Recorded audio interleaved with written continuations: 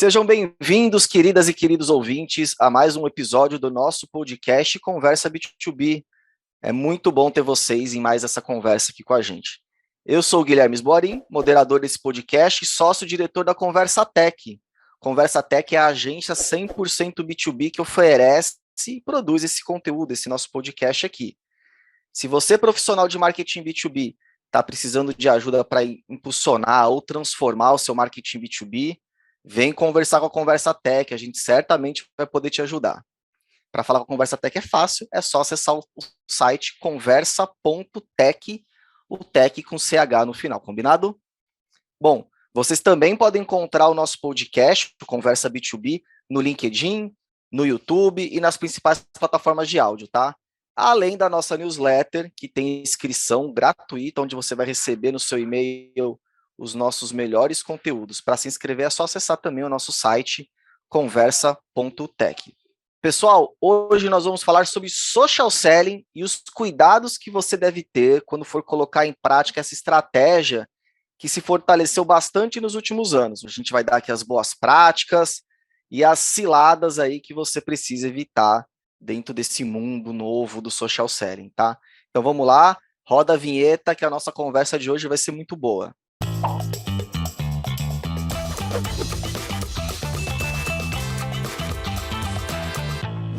O social selling não é uma abordagem relativamente nova, mas foi muito fortalecida pelo isolamento social durante essa fase mais dura aí da pandemia da Covid-19.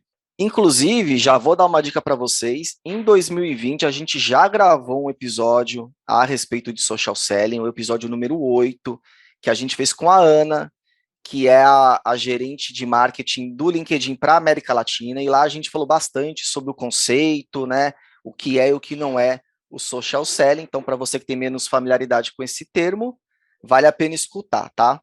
A gente vai deixar o link desse episódio também aqui no descritivo desse episódio novo. Porém, nesse episódio, nós vamos trazer a discussão para o campo mais prático, detalhando os cuidados que você tem que ter na hora de ativar essa estratégia, tá? E para nos ajudar nessa discussão e aprofundar o tema, a gente trouxe hoje a Carolina Dostal. Carolina Dostal é uma das maiores especialistas em LinkedIn aqui do Brasil. Ela é mentora e também diretora regional da Associação Brasileira de Recursos Humanos.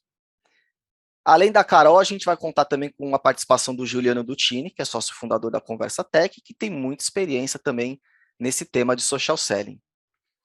Então, pessoal, sem mais demoras, vamos para a conversa com a Carol e com o Gil. Olá, Carolina Dostal. Muito bom receber você aqui hoje no Conversa B2B.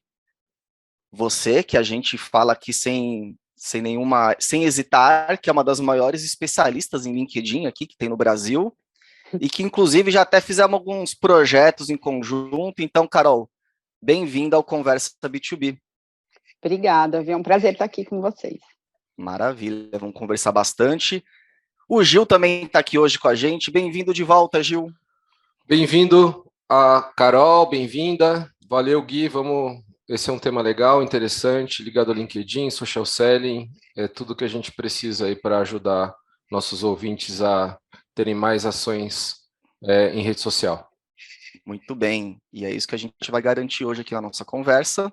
Então vamos lá, vamos dar início. Eu vou começar com um dado interessante que a gente levantou junto à Gartner, tá, pessoal? Que é o seguinte, ó, vamos lá. Até 2025, de acordo com a Gartner, 80% das interações de vendas entre compradores e fornecedores no B2B vão ocorrer aí em canais digitais, inclusive, né, via redes sociais, né? Obviamente que muito dessa projeção de crescimento teve um impulsionamento interessante, para não dizer, né, intenso, com a pandemia do Covid-19, né? Foi um processo que tornou a gente ainda mais digital, querendo ou não, né? E, obviamente, isso é um movimento que fortalece muito o social selling, principalmente nos 2 últimos anos, né? Pelo que a gente está discutindo isso aqui hoje, então, né? Só que aconteceu, muitas pessoas acabaram se vendo obrigadas a se lançar nessa prática, né, de usar o social selling, os canais digitais como canal de venda, sem estar devidamente preparado, né? Justamente por isso, porque era a melhor alternativa ali no momento. E aí eu trouxe um outro dado aqui da Sales Growth, que é 75% dos vendedores B2B declaram que hoje eles não tiveram, não receberam um treinamento adequado para social media e para social selling, o que obviamente acaba comprometendo, né, a efetividade desse tipo de ação. Dado esse contexto, eu queria antes fazer uma pergunta introdutória para o Gil, que é o seguinte: Gil, para a gente até esquentar aqui a conversa e esclarecer para a nossa audiência o que é e o que não é, afinal, a atividade de social selling. Eu acho que a tradução literal ajuda, né? É vender por redes sociais. Em se tratando de B2B especificamente, cada vez é um transacional, né? O B2B não é um transacional, apesar de existir e ter uma discussão do quão automática pode ser uma venda B2B, ele sempre precisa de uma interação humana, ou seja, de uma interação com uma outra pessoa.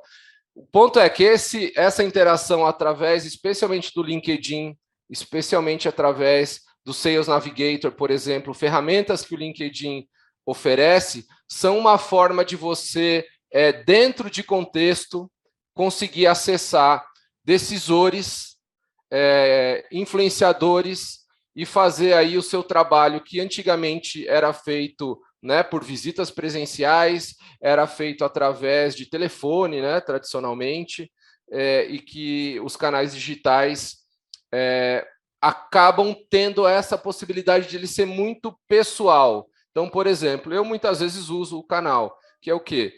Sou eu, Juliano, né, a gente, por exemplo, tem experiência em algum setor, né, e fala, legal, tem outras empresas que têm esse mesmo setor, eu reconheço as pessoas, encontro essas pessoas com essa característica que tem a ver com a gente, um possível comprador, e escrevo de maneira muito natural, né?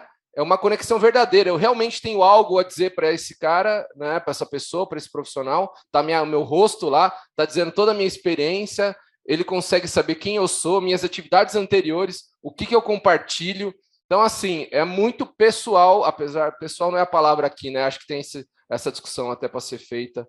Aí a Carolina vai ajudar a gente a dividir isso aí, mas a conexão é verdadeira. Eu estou buscando essa conexão realmente. Eu tenho algo a dizer, eu quero, né, enriquecer de repente, o meu lado e o lado desse possível cliente com quem eu estou querendo falar. E essa conexão se dá naturalmente, assim como se daria por telefone e tudo mais. É só um exemplo para ilustrar aqui, para não ficar muito teórico, um exemplo prático que a gente, né, eu pessoalmente uso, e acho que tem bastante gente já que usa de maneira rotineira.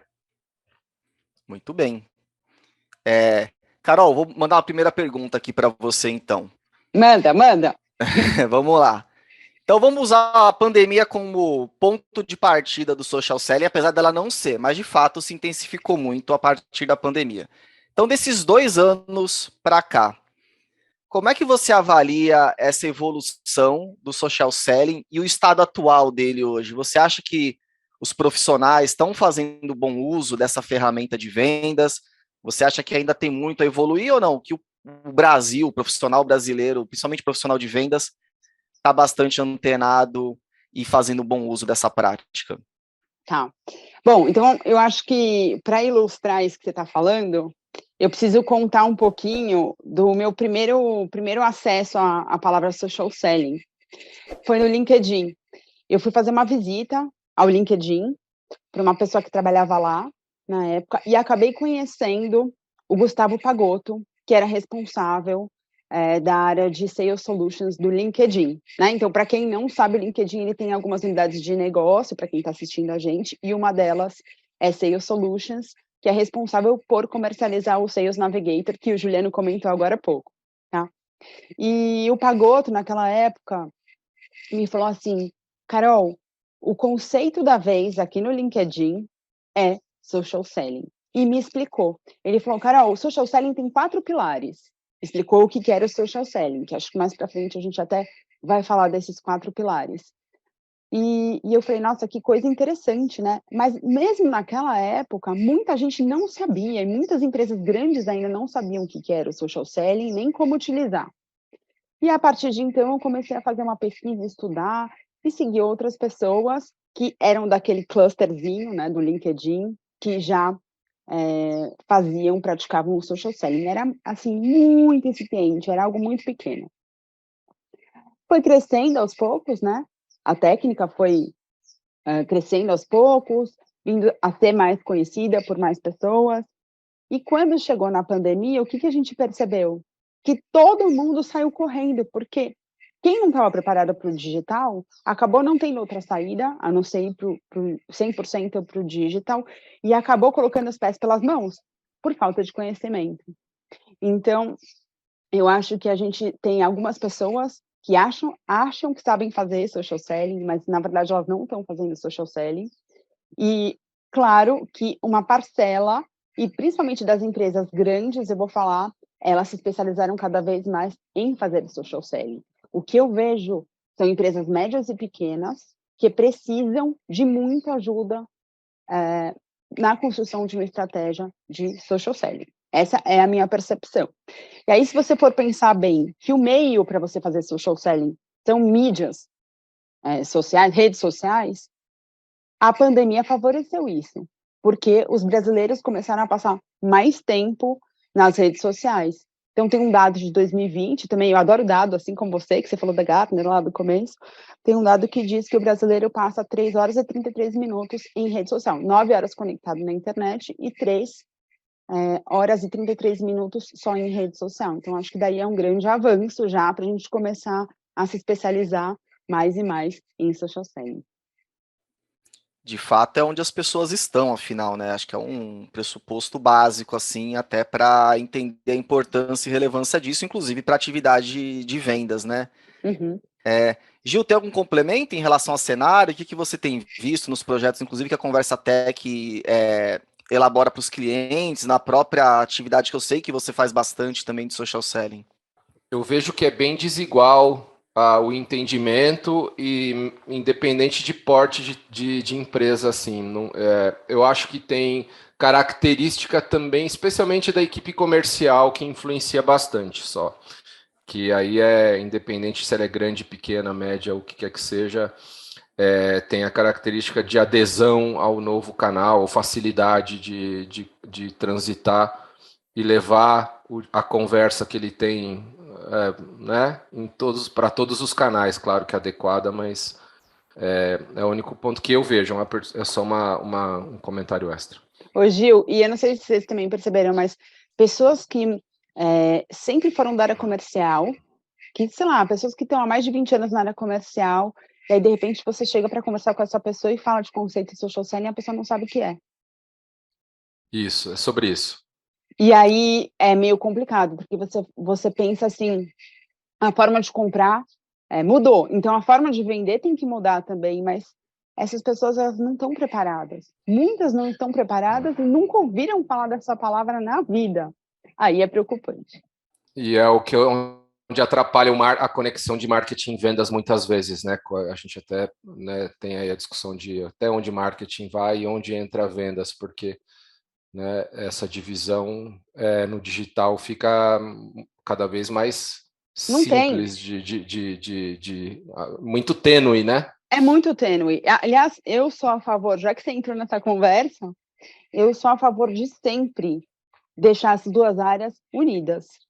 E como que a gente faz isso? Não só através da educação, né, de treinamentos, mas fomentando engajamento entre as áreas. Mas Claro. se o próprio líder não sabe, não tem consciência que isso existe, ele não consegue ver isso, ele não vai promover o engajamento entre as áreas. E por isso que a empresa vai ter uma distância completamente diferente, né, entre o que o marketing está fazendo, o que vendas está fazendo, e que nunca poderia ser assim, né, no novo cenário que a gente vive. Que é um grande gargalo do social selling, né? Que até a próxima pergunta que eu ia fazer, legal que o gancho já veio aqui, estão facilitando a vida do moderador, que é um grande gargalo.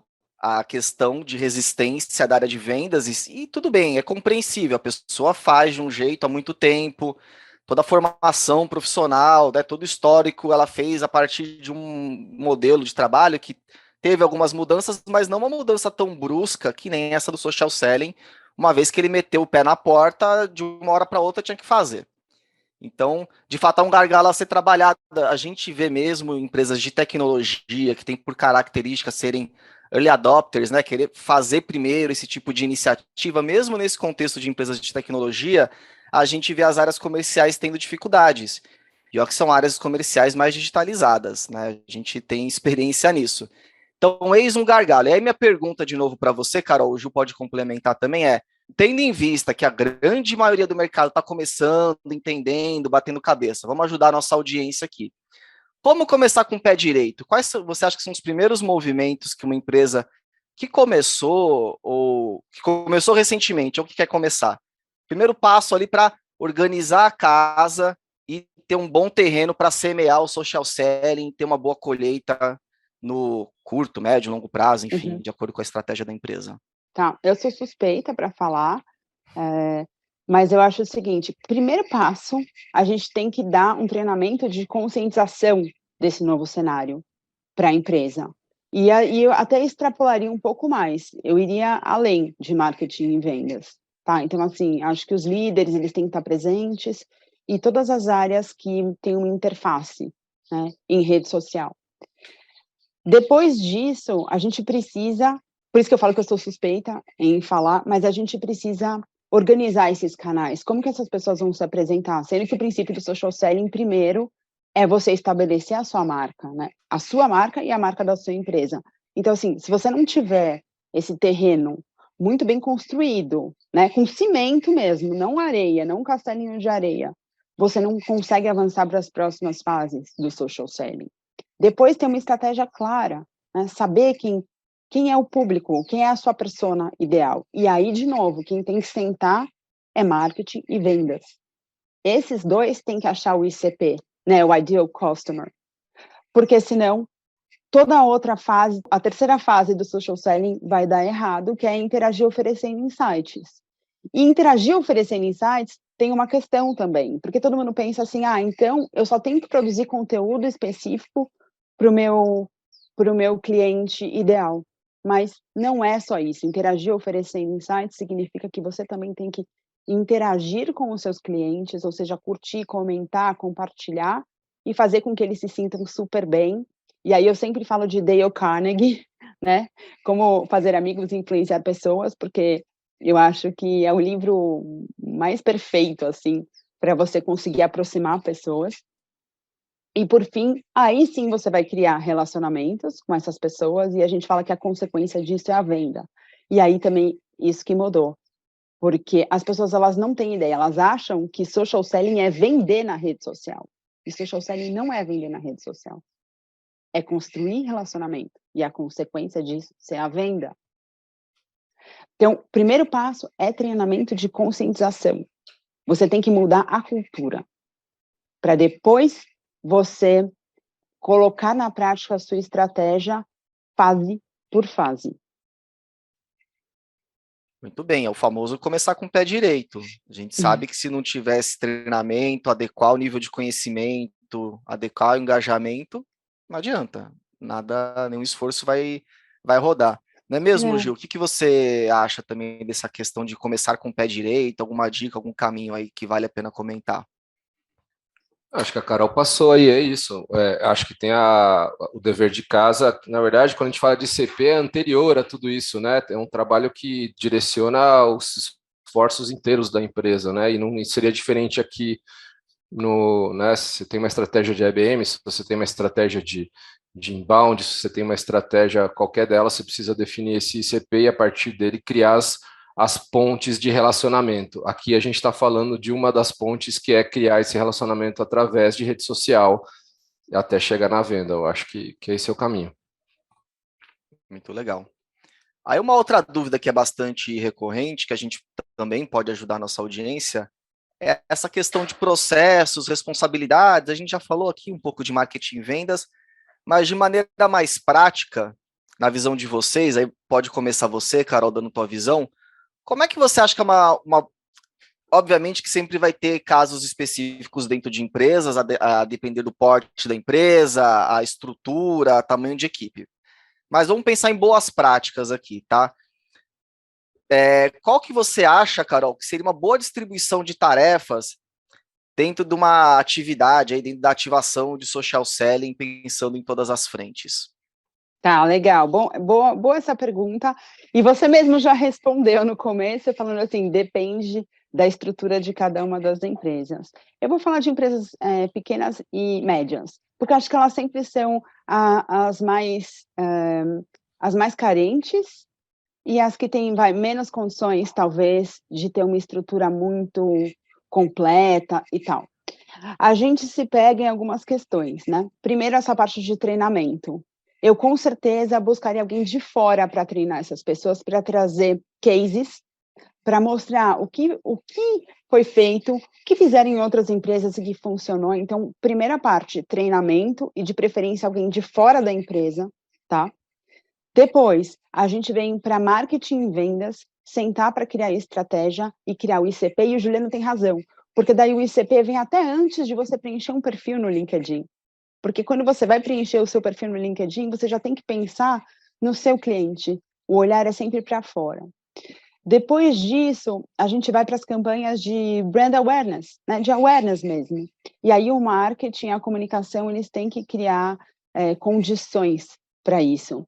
E paralelo, quando você vai encontrar o cliente ideal, a gente tem os SDRs que fazem isso muito bem, né? As pessoas da área comercial que conseguem, inclusive, usar ferramentas, né? Não só o Sales Navigator, mas o Sales Navigator é imprescindível, é a melhor ferramenta para fazer isso, para entender, dentro desse público ideal, quem são essas pessoas, o que elas gostam, o que elas fazem, o que elas curtem, e aí o marketing vai lá e produz as peças, as campanhas, os artigos, os posts, e aí depois isso volta para as pessoas analisarem e, obviamente, a parte comercial vai seguir em frente com esse relacionamento. Por isso que não adianta a gente falar, tá bom, postei alguma coisa lá e deixei. Não, o comercial que está de frente com o cliente, de frente da tela do cliente, né, vamos dizer assim, ele precisa dar continuidade nessa conversa, criar essa amizade, né,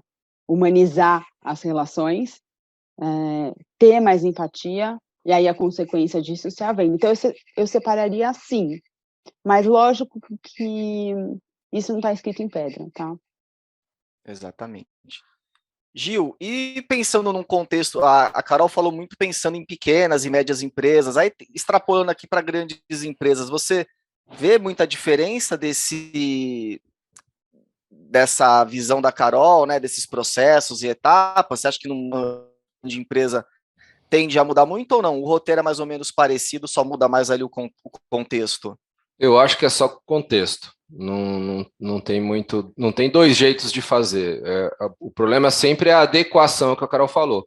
Tem que entender que cada empresa é de um jeito. Essa aí é como tem que fazer. Só que você chega na empresa, putz, né, tem as divisões, né, como é que as empresas estão estruturadas, tem o que vende para pode estar estruturado por região, pode estar estruturado por vertical, pode estar estruturado, os processos comerciais podem estar diferentes, e aí né, o cliente ideal podem ser não necessariamente um cliente ideal, né? Tem vários clientes que precisam ser identificados. Eu acho que tem uma questão de volume, né? Dependendo do tipo de produto e da característica da carteira, isso complica bastante, às vezes, né? Pelo tipo de carteira de produto, e isso em empresa grande acaba sendo um pouco mais comum, né? De ter uma carteira mais robusta, com muitas frentes. Então, essa conexão simples e direta muitas vezes tem complexidade de portfólio e de estrutura comercial, mas via de regra é a forma de fazer. E também acho que o que muda, né, Gil, do tamanho de empresa são as ferramentas, a robustez das ferramentas que você vai utilizar nesse processo para te ajudar, entendeu? Então, assim, o CRM, quais são as ferramentas de busca que você vai utilizar, de extração de dados, como que você vai fazer isso? Aí Exato. isso muda de fato, né? Porque uma empresa pequena, ela pode usar ferramentas bem mais simples para fazer isso. E aí, como você falou, dependendo do volume, você vai precisar da tecnologia para te ajudar, né? Isso.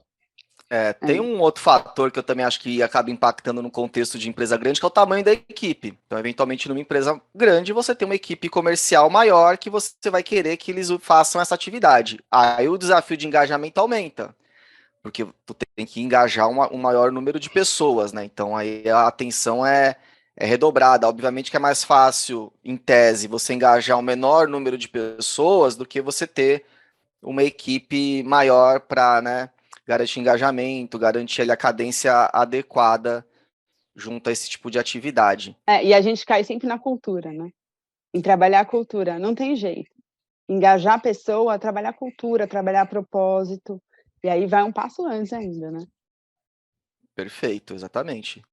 E aí, para a gente dar uma última pincelada nessa questão, que é fundamental, acho que já está claro para todo mundo aqui, dessa relação de marketing e vendas. Eu queria, dentro do social selling, queria perguntar para o Gil. Gil, você vê algum limite que marketing ou vendas não deveria ultrapassar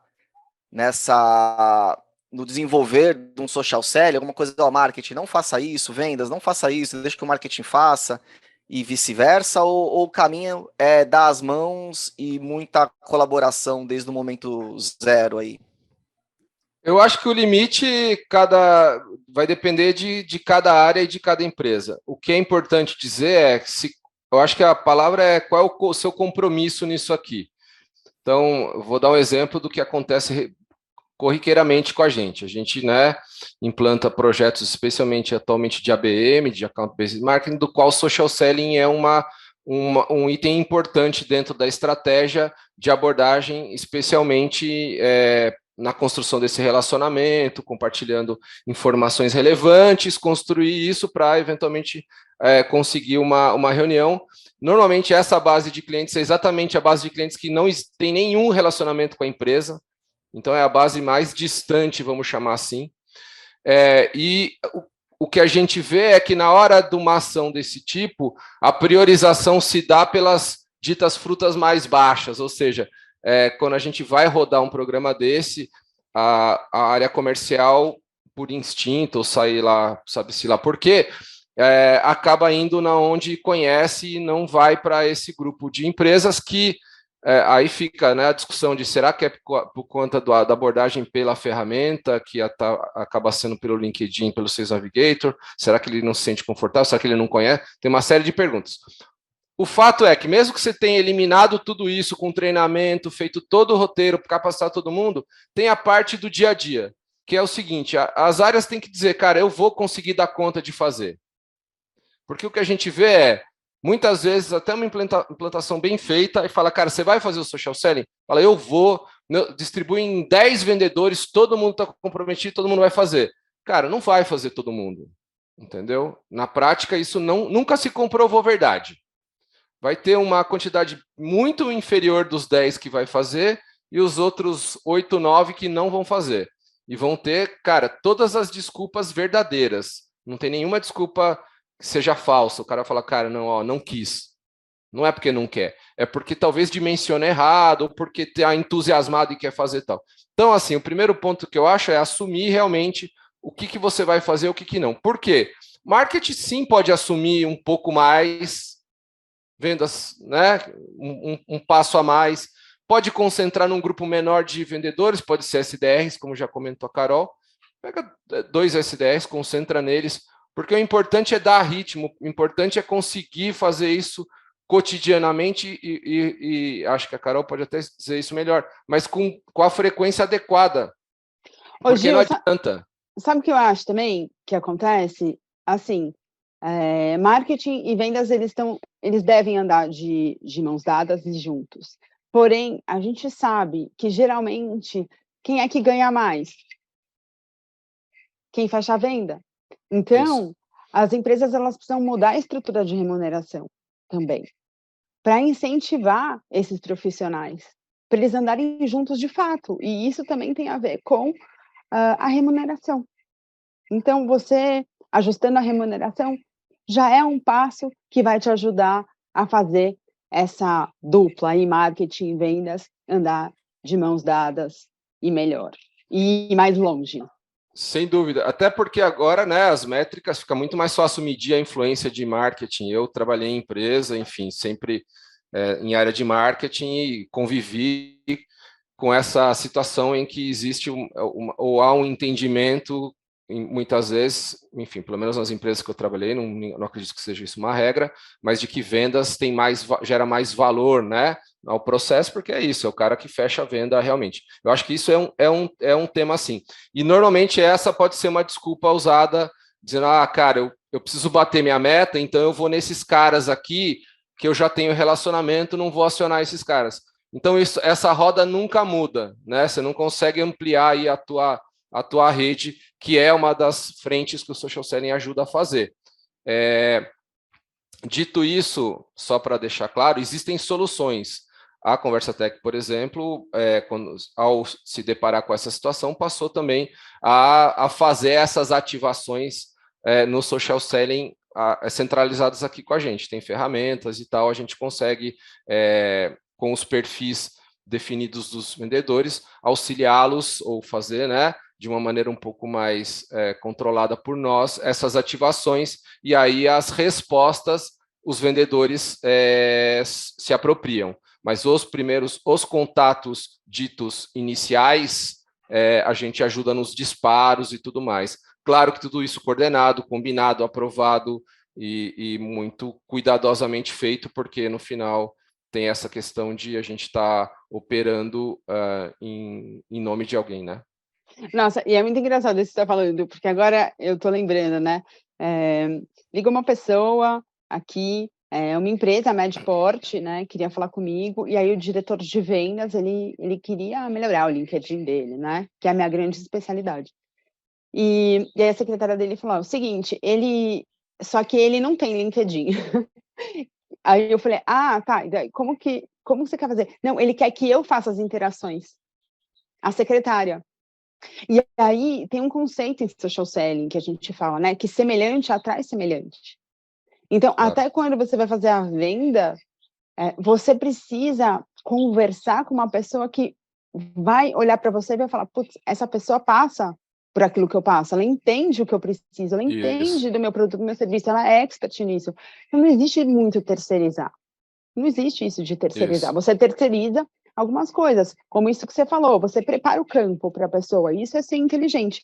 Agora, não tem como outra pessoa fazer o relacionamento por você, com outro perfil. Que é diferente perfil. de se passar por outra pessoa. Basicamente, a gente, o trabalho, assim, cara, sei lá, você consegue mandar essas mensagens já que a gente já combinou, isso, mas em nome da pessoa, mas em nome da pessoa, em né? nome da pessoa. Agora, cara, qualquer tipo de interação não dá para ser feita e não pode ser feita. Assim, não tem a ver ser feita, né? Aí sim a pessoa tem que ser. O que você faz ali é um trabalho, né, tecnicamente braçal, né? E aí, a partir disso, você não pode, de forma nenhuma, se passar por. Isso não é se passar por alguém, né? Aí a hora de interagir, a pessoa tem que ser, tem a forma dela vender, a forma dela se relacionar, que isso é insubstituível, isso é a graça do ser humano, né? Senão a gente é o segredo. A gente falava social selling, era roboselling, bota lá perfis, meta, né? Bota lá as carinhas lá e cada um cria o seu personagem e beleza, não se trata disso. São pessoas vendendo para pessoas. B2B, no final do dia é isso, né? Não vai longe. Imagina o seguinte, tá? Você vai ser convidado para um jantar, um evento especial. Uma coisa é eu mandar num grupo de WhatsApp para todo mundo o convite, e outra coisa é, Juliana, eu tô te ligando, porque vai ter um jantar especial assim, assim, assim, eu quero muito que você vá, eu conto com a sua presença. Né? Guilherme, eu quero muito que você vá nesse jantar, eu conto com a sua presença. Gente, é muito simples, qual é a taxa de conversão? De você jogar num grupo e convidar, e depois você fazer um convite personalizado para cada um de vocês. Então, isso. A gente precisa pensar. Isso, que inclusive é uma temática que eu quero tratar com vocês aqui no episódio, que é essa questão da humanização do social selling, né? A gente sabe que, primeiro, importante que as abordagens sejam bastante humanizadas, para no final, igual o Gil falou, a pessoa do outro lado não tem uma impressão de que, cara, é um robô, isso aqui é um anúncio que caiu na minha caixa. Perfil fake, né? Tem história é um perfil de... fake, a gente às vezes exato. vê e fala, cara, esse perfil não existe, o cara criou um perfil aqui para fazer essas abordagens toscas aqui, né? Então... Exato, então assim, esse é um cuidado, é uma coisa que a gente costuma ver acontecer, inclusive, de nesse anseio de querer ter uma abordagem super assertiva, vira quase um pitch de venda logo de cara, uma linguagem às vezes até meio truncada e que a pessoa do outro lado fica meio receosa, fala, cara, afinal de contas, quem está falando comigo aqui? Então, para evitar esse tipo de situação, vocês têm alguma recomendação, alguma dica para dar para as empresas que estão querendo iniciar aí no social selling e começar também já com esse aspecto humano em dia? Bom, minha primeira dica é não venda. Não venda pela rede social. Então, assim, esse é o segredo. Você, primeiro, precisa construir um relacionamento forte. Se você tentar vender alguma coisa para alguém, mandar mensagem, você nunca conversou com a pessoa, daí você vai mandar uma mensagem tentando apresentar o seu produto, fazendo um texto gigantesco. Não funciona. Não funciona. Porque aparentemente, quando você quer fazer uma ação em massa, você tem a ilusão de achar que você está ganhando muito tempo, né, por fazer essa ativação em massa, tentando vender alguma coisa, mas a verdade é que você está gastando recurso à toa. Então, você tem que ser muito preciso para fazer isso. E, de novo, a humanização você só consegue com personalização. Por isso que, até se você for utilizar as ferramentas, você precisa fazer listas muito bem pensadas, muito específicas, para você conseguir falar com aquela pessoa de forma humanizada. E humanizado ficou ainda mais em alta na pandemia, né? Porque hoje você vai falar com um cliente, você pergunta como é que ele está. Sempre, a gente acostumou fazer isso na pandemia. Como é que você está? Como é que está a sua família? E aí e a gente trouxe isso da pandemia, que foi algo bom, né? Essa humanização. Tá trabalhando da onde, né? De onde você tá? Tá em De casa, onde tá no você tá? escritório, você vai quantos dias, você vai, não vai, tá remoto, sempre tem isso, né? E a gente gosta de ser tratado assim. Isso que eu acho engraçado. Por que que a gente tenta robotizar relacionamento, sendo que, no fundo, quando a gente se pergunta, o que você gosta, né? Como você gosta de ser tratado, de fato? E não é como se você fosse um robô. Com certeza não é. Eu gosto de robô, por exemplo, se eu vou fazer alguma atividade que para eu comprar algo fica mais rápido e que o robô vai me responder melhor, que ele vai me dar praticidade, eu sou muito ocupada por conta de ter 2 filhos, não só pelo trabalho, mas então, assim, se eu tenho essa praticidade, ótimo, mas às vezes, gente, vamos pensar em coisas do dia a dia. Por que que às vezes, salão de cabeleireiro é tão lotado e as pessoas falam tanto? Porque o cabeleireiro é o psicólogo, às vezes o vendedor é o psicólogo.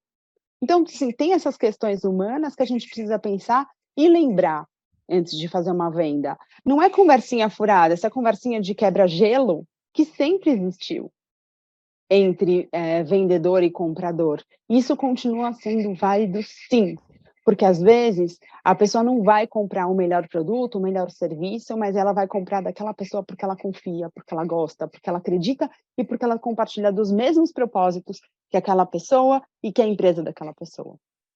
Então, até quando a gente vai fazer post, né, no B2B, focado para um cliente, a gente precisa pensar em como humanizar e colocar humor no post. E esse foi o grande desafio, inclusive, do B2B Institute com o LinkedIn. Eles começaram a fazer vários estudos e eles falaram assim, por que que os posts voltados para o mercado do B2B são tão chatos? As pessoas não fixam nada do que está escrito ali, porque não tem emoção. E a emoção é um componente básico do ser humano, até para ele fixar, para ele lembrar e para ele se apegar a você. Né, Juliano, você não acha? Eu acho que é isso. Basta ver, acho que todo mundo tem essa experiência. Bom exemplo das postagens. Se você aí que está escutando a gente fez as postagens no LinkedIn, as suas, dá uma olhada em qual teve mais repercussão, qual né, teve mais curtida, mais comentário e tal. Seguramente é algo que você expressou alguma emoção, né? Ou você se colocou não como um robô, né? Mas como alguém. Não vale aqueles posts de, né?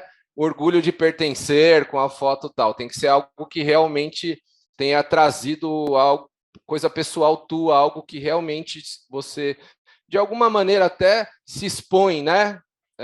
No sentido de mostrar como você pensa, algo que seja muito. Acho que a palavra é genuíno, né? A identificação se dá se você se mostra. ao mesmo tempo, o risco de você se mostrar e a forma como você se coloca pode também ter um efeito ao te perceber como pessoa, propósito, como você encara os negócios, né? Como você vê o segmento B2B, qual a sua origem, qual é o seu caminho, tal.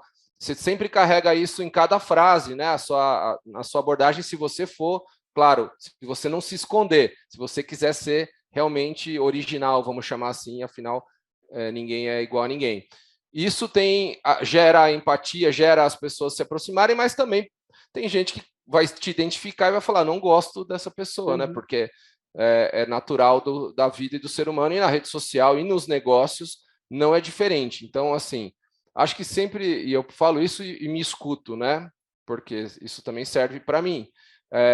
Muitas vezes a gente sempre fica tentando com um filtro especialmente profissional, né? Acho que pessoal isso já é superado para a maioria das pessoas. Mas será que isso aqui, eu falar isso, estou criticando, alguém pode entender que é alguma crítica a alguma empresa, alguma situação e tudo mais.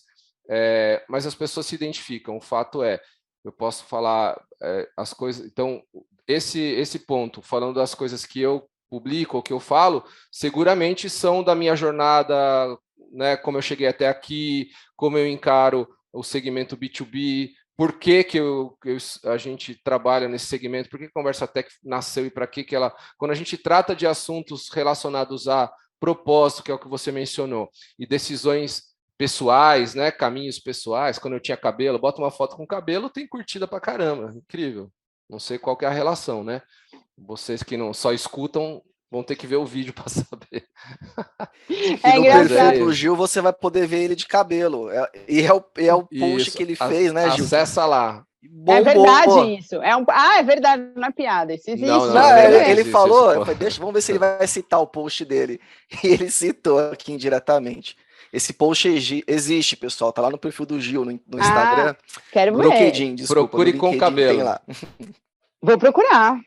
Para ontem. Mas se trata disso, como é que a gente, enfim, acho que a Carol foi bem certeira aí. Eu tô, né, tomando do que ela falou, né? Como é que a gente, cara, se a gente consegue ser tão autêntico, tão original falando dessas coisas, como é que a gente carrega isso para as relações ditas, né, um pouco mais comerciais, no sentido que no final do dia aquele é um target teu, né? Também tem que pensar nisso, que é o ICP, aquele cara com quem você gostaria de conversar, mas como é que você se mostra e estabelece esse relacionamento empático? Nossa, e agora você está falando isso, e olha o que me ocorreu. E eu vejo isso dos meus clientes, nos meus posts e tal. Eu sempre estou muito preocupada em gerar valor, sabe? Então, passar informação, novidades e tal. E aí, o que eu percebi? A gente foi educado muito para isso, né? Para gerar valor com conteúdo relevante. Daí eu falei, gente, mas eu estou colocando tanto conteúdo bacana aqui, mas quando eu coloco algo pessoal, aquilo tem uma repercussão absurda. Sem dúvida. Então, aí você para pensar, né? E aí vem a pergunta clássica que todo mundo faz. Carol, mas eu posso colocar tal coisa no meu LinkedIn? Por exemplo, eu posso colocar no meu perfil do LinkedIn, não em post, no meu perfil do LinkedIn, eu devo colocar alguma coisa pessoal? Falei, gente, olha que legal. Por que você não coloca seus hobbies? O que você gosta de fazer? Né? Os esportes que você pratica, as viagens que você faz, o tipo de som que você ouve. Porque é tão bacana quando a gente vai conversar com alguém e a gente tem toques, né, da pessoa, da vida dela, você muda a interação. Quando você senta, até quando você vai dar uma palestra, né, gente? Quando você conta a sua história, você já aproxima o público de você e a conversa é outra, flui diferente. De fato, muita gente acaba botando uma máscara, né, ali no LinkedIn, especialmente, do profissional imbatível e tal. Que aí até uma questão que a gente tem, que eu vou antecipar aqui, que eu vou perguntar depois, mas vou puxar essa pergunta para frente, que é o seguinte: tem isso que vocês estão falando, conflita não, ele tá nesse contexto de pessoal e profissional, né? Então, às vezes a pessoa não quer se expor muito pessoalmente e tem o profissional, então eu posso no LinkedIn me colocar meus hobbies, por exemplo, igual você falou, Carol. Isso em si já é uma complexidade, falando do LinkedIn especificamente. Se você joga o tempero de social selling dentro, me parece que isso ainda fica mais latente, que deixa as pessoas ainda mais confusas, né? Porque aí você tem que ter um perfil, principalmente quem está na posição de vendas, que vai fazer abordagem, tem que ter um perfil que mostre experiência, que transmita confiança, que expertise. Você vai fazer suas abordagens e, ao mesmo tempo, essa exposição pessoal com alguma posição específica, ainda mais nos tempos de hoje, né, pessoal, que tem essas posições políticas, está tudo muito, né, se você é A, você não é B, se você é B, você não é A, enfim. Geralmente, realmente gera muita insegurança. Então, pegando o teu embalo aqui, Carol, o que você vê a respeito, assim, como é que a gente vai separar, e aí, botando o social selling no contexto, o perfil pessoal do perfil profissional, porque às vezes o teu perfil está sendo usado a serviço da empresa, Puta, não é que você está se colocando, às vezes você está fazendo um trabalho para a empresa e teu perfil está sendo colocado à disposição. eu não acredito em separação de perfil pessoal e perfil profissional, eu não acredito nisso. Eu sou diretora da ABRH, da Associação Brasileira de Recursos Humanos da região de Sorocaba, porque na pandemia eu acabei vindo para Itu, né, para o interior. A diretora anterior estava terminando o triênio dela, ela me convidou para fazer parte da diretoria, eu aceitei, então eu convivo muito com esse meio, né, de RH. E existe algo que já está sendo falado há muito tempo, que não tem separação entre o profissional e o pessoal. Não existe. Legal. Você não separa. Então, por exemplo, hoje a gente começou a conversa e eu contei para vocês, falei, gente, você tá bem, Carol? E eu sou muito transparente. Mais ou menos, minha filha teve febre, então eu tô 3 dias sem dormir. Gente, muda a conversa, a interação. Você já vai entender qual é o meu momento de vida, né? E o que esperar de mim. Então, se eu esquecer alguma coisa, se falhar minha memória, você já vai saber, a Carol não dormiu 3 noites. Então, assim, porque não tem separação. Não existe essa separação. E aí eu fico impressionada com as pessoas que elas falam assim, mas esse perfil é o meu pessoal. E a empresa não tem nada a ver com isso. E eu não tenho nada a ver com isso. Gente, se você trabalha numa área, e muito provavelmente você deve gostar do que você faz, né? Diferente do que as pesquisas falam, que 87% não gostam do que faz. Vamos supor que você não está nesse grupo de 87%. Exato. Você vai colocar algo extremamente pessoal no seu WhatsApp que você usa para trabalhar? Porque as pessoas usam o WhatsApp para trabalhar. E não é todo mundo que tem um celular pessoal e um da empresa. Porque isso também deixa a pessoa louca, né? 2 celulares deixa a pessoa louca. Então, você vai colocar qualquer foto no seu WhatsApp, porque você fala, não, é meu, pessoal? Inevitavelmente, você acaba tendo interações de trabalho. Ou então, você vai para o seu Instagram, e aí você vai falar assim, aqui não, o Instagram é só pessoal. Só faço o que eu quero, só posto o que eu quero. Gente, as interações, elas são globais. As pessoas estão o tempo inteiro fazendo essas pesquisas. Tem ferramentas que puxam várias redes sociais de uma vez para entender quem é aquela pessoa. O próprio RH, quando vai recrutar, ele tem esse poder. Ele tem uma ferramenta lá que ele pega todas as redes sociais que a pessoa tem e ela compila. E aí, como é que você pode falar que você vai ter uma rede pessoal e uma rede profissional? É difícil. Seria uma ilusão, então. É uma ilusão. É uma ilusão. Inclusive, no LinkedIn. Sabe por quê? Quando você coloca algo pessoal no LinkedIn, geralmente é algo que você pode utilizar. Tudo que você vai fazer de post, você precisa pensar o porquê que você está fazendo. Tem uma estratégia. A única diferença é que no LinkedIn você pensa um pouco mais. Você vai ser um pouquinho mais estruturado porque ela é puramente uma rede profissional. Então, coisas extremamente íntimas, elas não vão caber dentro do LinkedIn, certo? Então, você vai estruturar mais um pouquinho na intenção do seu post. Agora, se você colocar algo pessoal no LinkedIn, muito provavelmente a essência daquilo é passar algum ensinamento de produtividade, de equilíbrio entre trabalho e vida pessoal. Você vai falar sobre isso. Agora, eu não gosto da ideia de ter essa divisão. Eu acho que... E até porque, eu já passo a bola para o Gil para ver a opinião dele também, de novo, pensando no social selling. Se você vai postar algo no teu perfil visando uma estratégia de social selling e você não quer postar aquilo, você discorda daquilo por qualquer motivo que seja, você está na posição ou na empresa errada. Uhum. certo? Sim, Porque se tem alguma coisa que você vai postar ali que é para te mostrar a tua expertise, mostrar a qualidade do serviço da tua empresa, para engajar com a tua rede, mas por algum motivo tem essa intenção, mas por algum motivo você discorda de algum posicionamento que está ali colocado, puto, o buraco é mais embaixo, na verdade. Você realmente é. está num lugar assim que não é para você. E eu, honestamente, entendo que isso não deve ser a regra, deve ter algum E caso até, pontual que isso aconteça, mas eu não vejo que faça sentido. e até para o comprador, ele sente, ele percebe isso, que tem uma desconexão entre o vendedor Sim. e a empresa, daí ele vai falar, eu não quero, porque esse vendedor, ele não tem fidelidade com a empresa que ele trabalha, ou ele não Uhum. acredita no que ele faz, então por que eu vou comprar o produto e o serviço dele?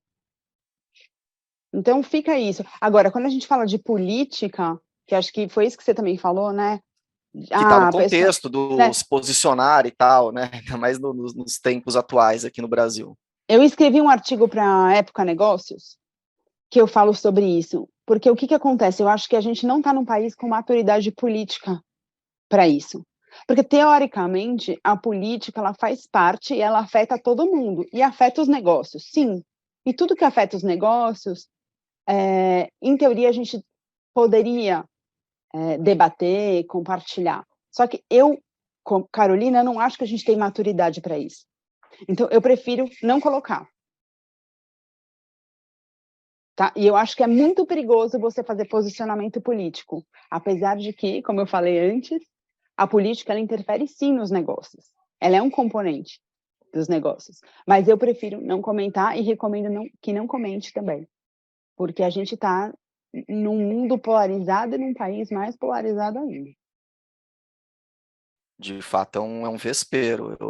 Eu vou na tua, né? Espero que em algum momento a gente possa, né, ter esse tipo de discussão de maneira mais Saudável, saudável, vamos dizer, né? com certeza. Gil, você que faz bastante, você às vezes sente algum tipo de conflito nesse sentido? Tô fazendo social selling, mas no meu perfil, será que eu deveria fazer? Te incomoda de alguma forma? Você vê alguma coisa que você acha que vale a pena compartilhar com o pessoal em relação? Cara, acho que você matou aí. Você tem que estar. Se você está no lugar certo, no lugar que está alinhado com o que você acredita, não tem lugar perfeito. Nem a gente, como empreendedor, está no lugar perfeito. A gente tem coisas que não concorda e que, né? O mundo é mas não pode fugir da sua essência, não pode fugir do que você acredita. Se é assim, a divisão entre pessoal e profissional é uma linha muito tênue. E eu, como disse, eu ainda acho, sei lá, né? Escutando agora, eu fico refletindo. Acho que tem um pouco, mas talvez seja mais questão de filtro do que não ser eu, né? Que está relacionado aos filtros que você coloca em cada canal, né? Então, cara, eu acho que tem os filtros que eu uso no Twitter, separado por temas e abordagens, né? No Instagram, até pela forma e tudo mais. Ainda não estou no TikTok, né? Ainda não estou ensaiando umas dancinhas. Espero em breve poder compartilhar aqui o canal Conversa B2B TikTok com dancinhas com aí, os convidados do Guilherme, mas ainda não tenho. Mas então tem esses filtros e o canal, como é que você usa pela característica. Especificamente o LinkedIn, eu acho que tem um pouco disso dos temas que você fica à vontade e se apropria. Né? Então, sei lá, a gente, como empreendedor, consegue falar de coisas desse tipo, que né, não está ligado a exatamente isso, mas mostra como a gente gerir pessoas, liderança, né, coisas que a gente lida no dia a dia. Então, é pessoal, mas está aplicado diretamente a isso. E a abordagem comercial se trata disso. O cara é legal, ele é um líder. Então, eu estou tentando falar com alguém, ou mandando. Cara, a pessoa, quando alguém se conecta, todo mundo entra no perfil do cara e dá uma olhada. Deixa eu ver quem que esse cara está me procurando, ele, né? E ali você identifica o que ele falou recentemente, né? Então é importante, volta para aquela história da humanização, dele reconhecer que eu estou sendo genuíno, que eu sou eu mesmo, eu acredito e estou com o propósito de fazer algo diferente no segmento B2B, que é o nosso foco aqui. Legal. E aí, pegando esse tema, que aí é a praia da Carol, vou jogar a bola para você aqui, Carol.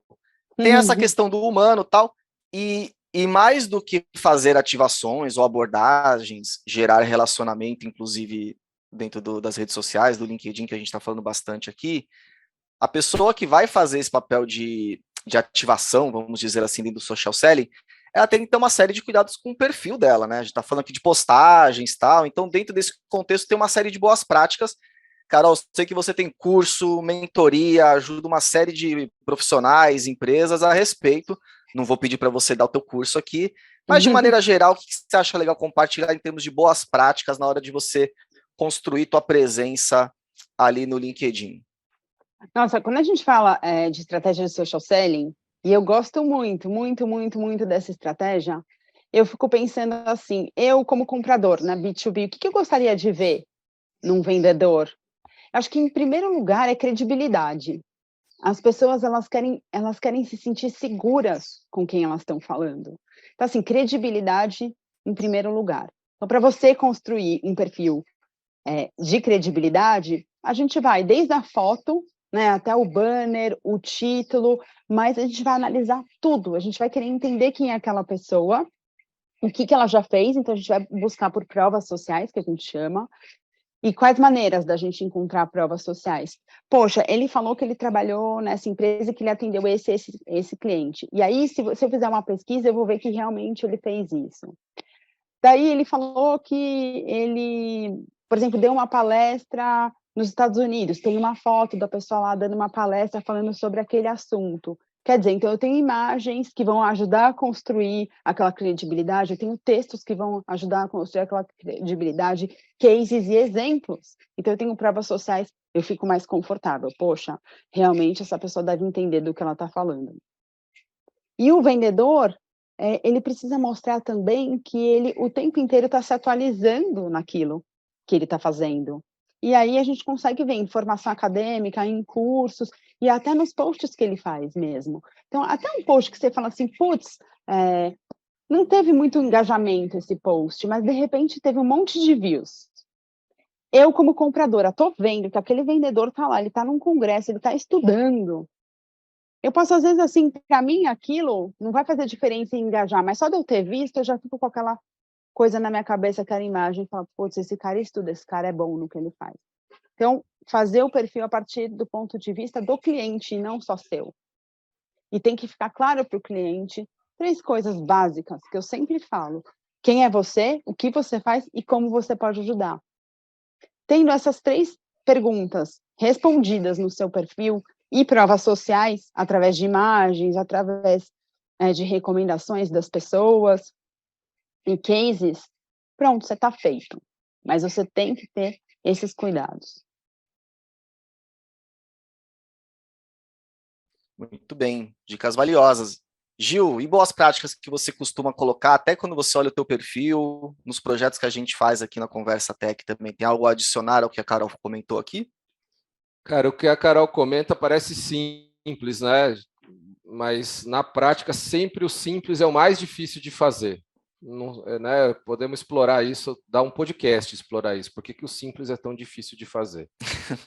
Verdade. Porque tem que ser constante, é algo que... Consistência, eu acho que é a palavra mais difícil de você... Né? O que ela está dizendo você precisa ser consistente. Tem que ser consistente, passa lá por tudo aquilo que a gente já falou, né?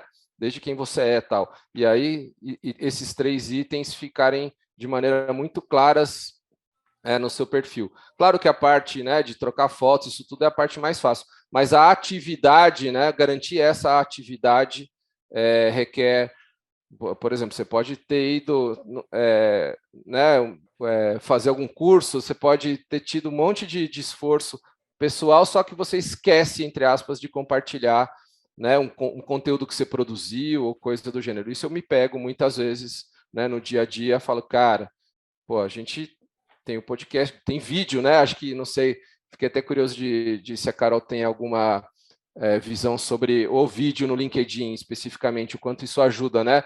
Porque escutar a pessoa e ver a pessoa é algo que aproxima muito, né? E aí a gente tem, especificamente, não foi pensado exatamente nisso, nosso objetivo é o podcast, mas ao compartilhar esses vídeos, imagino que as pessoas também identifiquem ali aquela autoridade, porque vê a pessoa, né, como ela se coloca, e isso ajuda no entendimento.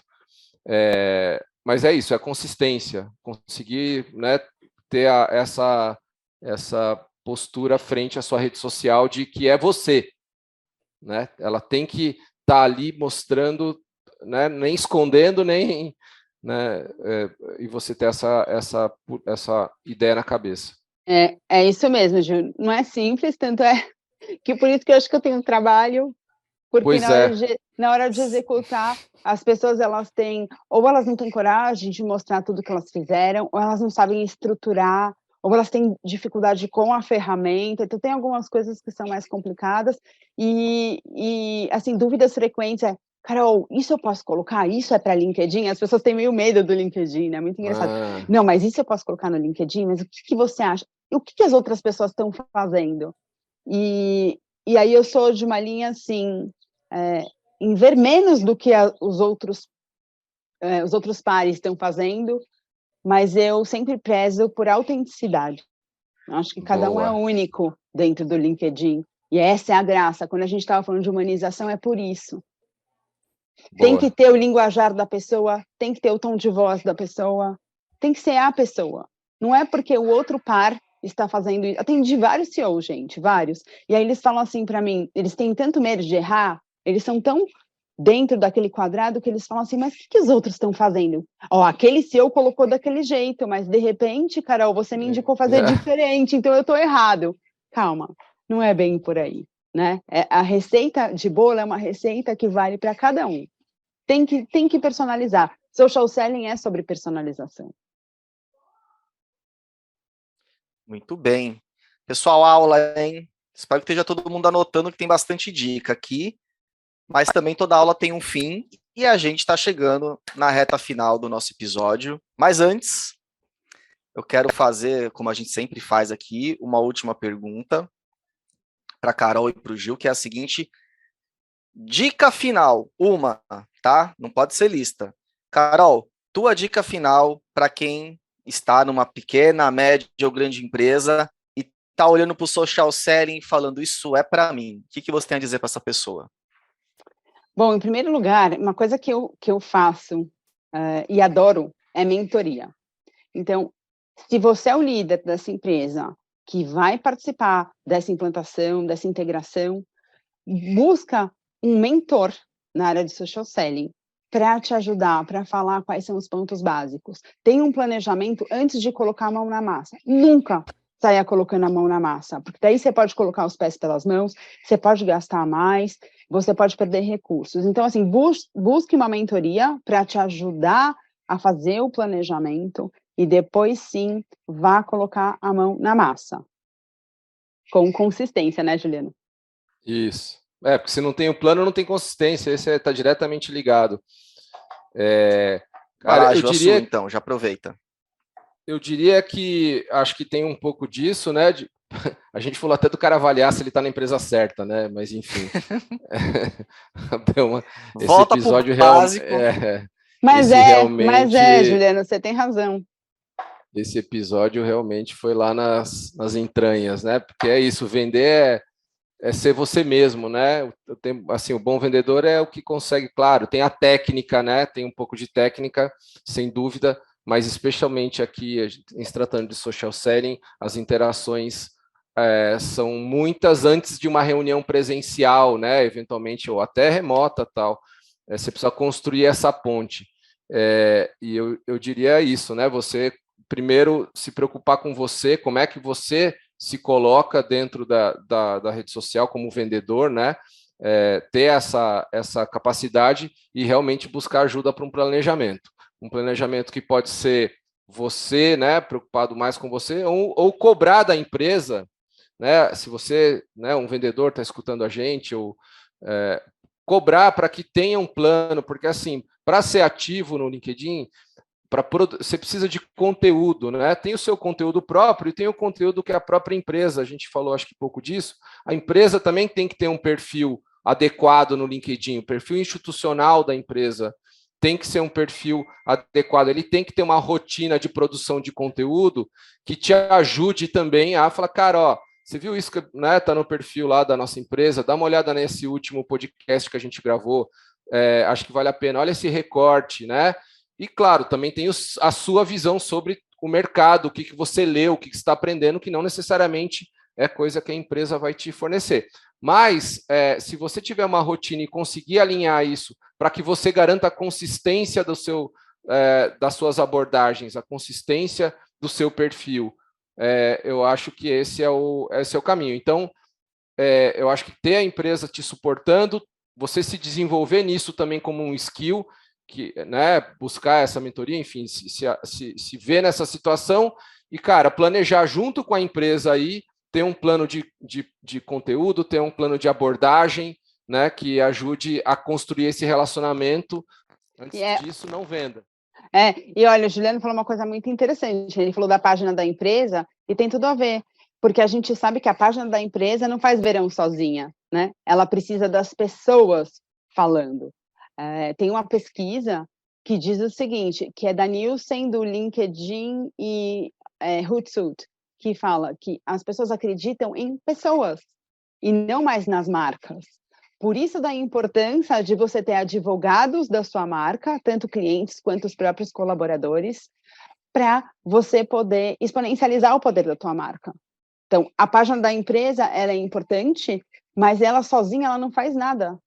O LinkedIn empodera a pessoa. E por isso que este ping-pong entre perfil de pessoa física e página é tão necessário. Com certeza. Pessoal, é isso. A conversa estava boa, mas a gente tem que terminar. Carol, muito obrigado pela tua participação aqui na nossa conversa. Achei demais. Aproveita e fala como é que a nossa audiência consegue te encontrar, os seus canais, aproveita o espaço aqui. Para me encontrar é só me procurar no LinkedIn, Carolina Dostal, no Instagram tá Carol Dostal LinkedIn, e ó, Juliano, eu já fui pro TikTok, tá bom? Porque eu tenho vários amigos que saíram do LinkedIn, que trabalhavam no LinkedIn, foram trabalhar no TikTok e estavam me contando aqui como que foi a vinda do TikTok, né, para o Brasil, e como eles estão crescendo a base de clientes, que não é essa base só que faz dancinha de adolescente, porque eu também tinha essa impressão do TikTok. Estou lá com menos frequência, porque minha rede do coração mesmo é o LinkedIn, é o que eu gosto, mas estou no TikTok também, Carol Dostal. Muito bem. Canal para encontrar Carol não vai faltar. E no YouTube, eu tenho um canal no YouTube também, que aliás depois vou convidar vocês. Muito bem. Você da nossa audiência, a gente vai deixar os links dos canais da Carol para facilitar a tua vida também. A gente é gente boa, tá? Então, aqui no descritivo do episódio, vão estar lá todos os links do YouTube, do TikTok da Carol. Não vai ter dancinha, mas tá lá a Carol também. Gil, muito obrigado por mais um episódio também. Seu recado final? Muito legal, episódio, agradecer a Carol pela conversa aí, a gente, no final é isso, né, venda social, a gente fala muito de técnica, mas atrás da técnica tem sempre uma pessoa, tem sempre um profissional querendo fazer o seu melhor e ser ele mesmo, trabalhando com propósito e com alegria, e acho que esse tema ajudou a gente a falar de coisas, não só de técnica, mas também de coisas até mais amplas e interessantes. Eu gostei muito. Maravilha. E muito obrigado a você, querido ou querido ouvinte, que nos acompanhou em mais esse episódio. Com certeza a gente se vê numa próxima conversa. Até a próxima. Tchau, tchau. Tchau. Tchau, tchau.